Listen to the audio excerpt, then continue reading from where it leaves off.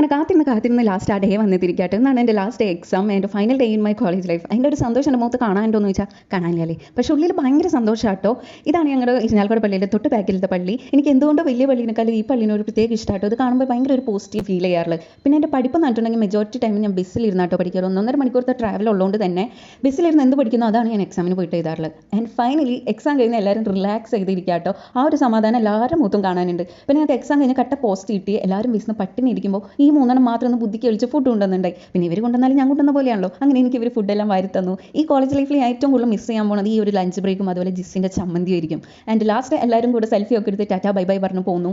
And വീട്ടിലെത്തിയപ്പോഴാട്ടോ കാലത്ത് കാവടി തുള്ളി പോയ ആ ഒരു സന്തോഷം ഒന്നും എനിക്ക് ഉണ്ടായിരുന്നില്ല. എന്തോ ഭയങ്കര ഒരു വിഷമമായിരുന്നു എനിക്ക്. എൻ്റെ ഇത്രയും കൊല്ലത്തെ ആ ഒരു കലാലയ ജീവിതം കഴിഞ്ഞല്ലോ, ഇനി യൂണിഫോം ഒക്കെ ഇട്ടുള്ള സ്കൂളിൽ പോകുന്ന പോലെ അതെല്ലാം കഴിഞ്ഞല്ലോ എന്ന് ആലോചിച്ച് ഭയങ്കര ഒരു വിഷമം. പക്ഷേ നമ്മൾ ആക്സെപ്റ്റ് ചെയ്തേ പറ്റുള്ളൂ. ഇനി നമ്മുടെ ലൈഫ് മറ്റൊരു സ്റ്റേജിലേക്കാണ് കിടക്കാൻ പോകുന്നത്. അതൊക്കെ എന്തായാലും സെറ്റ് ആവും. അങ്ങനെ പറഞ്ഞാൽ എന്നെ തന്നെ ആശ്വസിപ്പിച്ചു. ആ വിഷമം തീർക്കാൻ വേണ്ടിയിട്ട് നൈറ്റ് ഞങ്ങൾ ബൂസ്റ്റ് കുടിക്കാൻ പോയി.